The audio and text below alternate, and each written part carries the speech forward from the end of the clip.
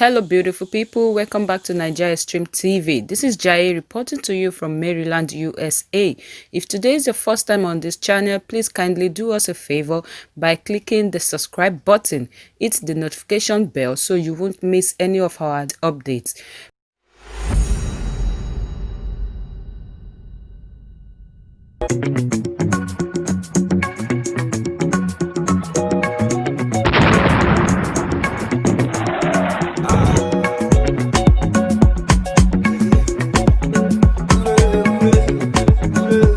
Hey guys, welcome to Niger Extreme TV. Click on the red button to subscribe to our channel.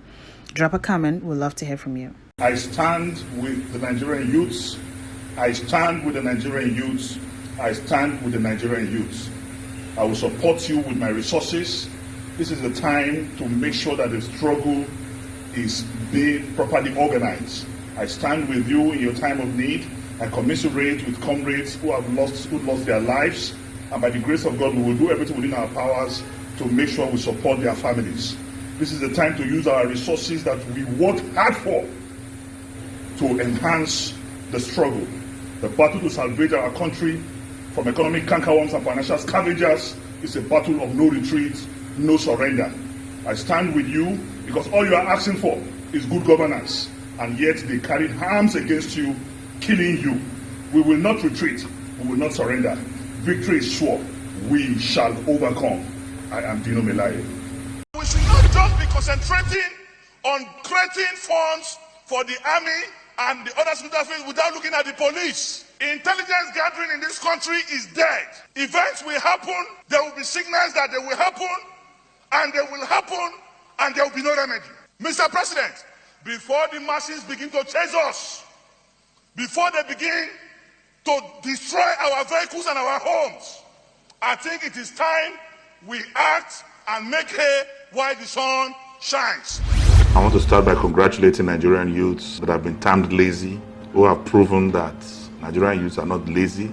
They are intellectually mobile, they are politically sagacious, and they can take their destiny to their hand. So I say kudos to Nigerian youths. I say bravo to the Nigerian youths, and I say this is a breakthrough for all progressives across the length and breadth of the Federal Republic of Nigeria. Keep it up. And the battle to salvage our country from economic cankerworms, from financial scavengers, from police brutality, from ineptitude and impunity is a battle of no retreat, no surrender. This EndSARS struggle is a great phenomenon, is a redirection and rebooting of our country, Nigeria. The EndSARS is just a starting point. By the grace of God, it will galvanize into a redemption program for the Federal Republic of Nigeria. We need to rebirth our nation. We need to rebuild our nation, and we need to start afresh. And we cannot start afresh when we have indolent people who sit in the corridors of their houses and say, I'm not concerned, I'm not perturbed. I personally sat aback because my involvement will be taken advantage of by the federal government and indeed the presidency. If I'd come out early enough, they would have politicized my involvement and see it as an avenue to militarily come on the EndSARS movement. So that was why I sat back, so that this thing can become a proper struggle without political coloration, so that people will know that it is not about political party, it is not about religion, it is not about creed or sex, it's not about what part of this country you come from. It is about the survival of our nation. It is about our togetherness as a people and resistance against evil and ineptitude. I will say that I started the Occupy Nigeria on 2nd of January 2012, and the essence of making this comment on that is because that same day I was arrested and I slept in SARS, and before you know it, the following day I was framed that I was trying to overthrow the government of Goodluck Jonathan by the same SARS. So when you are saying EndSARS, I am a victim of police brutality. I am a victim of police torture. As I speak to you, between the police and the Office of the Attorney General of the Federation, I have been arraigned in 12 different courts. DinoMelaye versus Federal Government of Nigeria versus IGP, out of which by the grace of God I've won 9. So I understand the pains of the Nigerian youths. I understand the pains of the unemployed. And I understand the pains of an innocent young man who is doing well, who is only being accosted on the road because he's properly dressed and being interrogated whether he's a Yahoo boy or not. Success have nothing to do with, not every good-looking Nigerian, not every young Nigerian that is driving a good car is a Yahoo person. In 2018, December to January, in this same house of mine, the police barricaded this place, and you would think that it was Shekau they were looking for. With over 150 policemen inside this house, they shut down water and shut down light, and for 8 days, I did not eat or drink.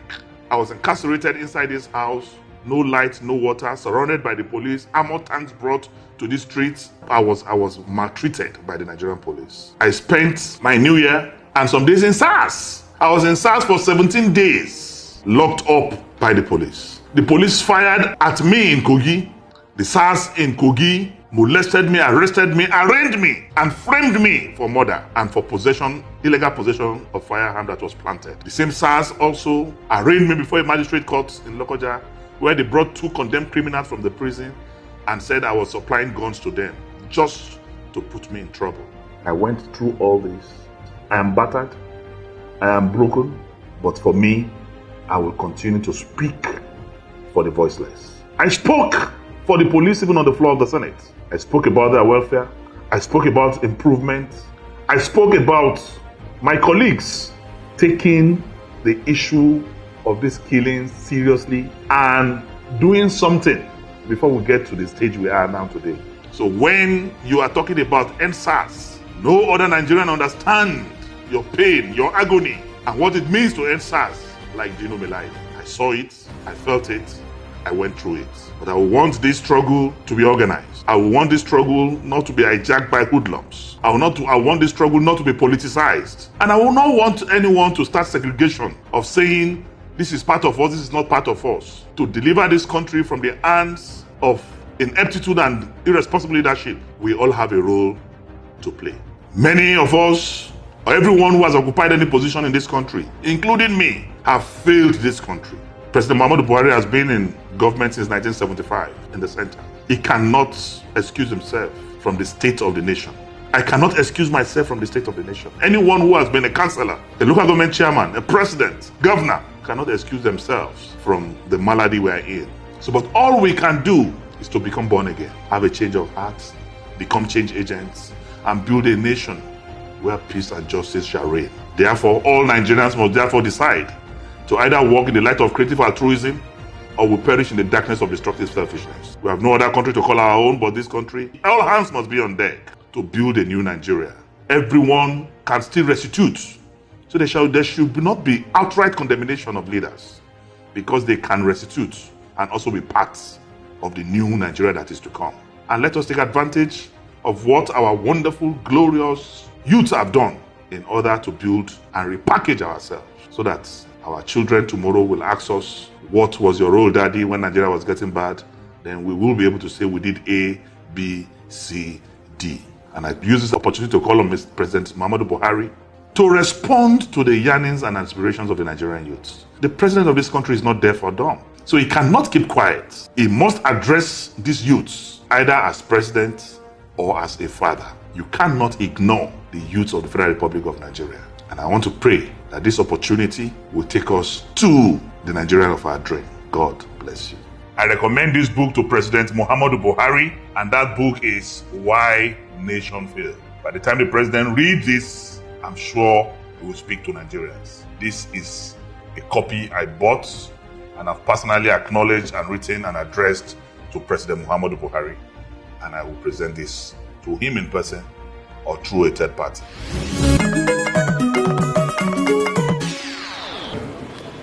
My name is DinoMelaye, unemployed Nigerian. Quick one, I consider myself a democratic evangelist, private investigator, and founder Anti-Corruption Network. I'm glad to be here, and I congratulate the President for this very intellectually mobile program, and I'm happy to see very colorful Nigerians, some friends, younger brothers that I've not seen for a while. I knew him when he was still with us, living below the poverty line.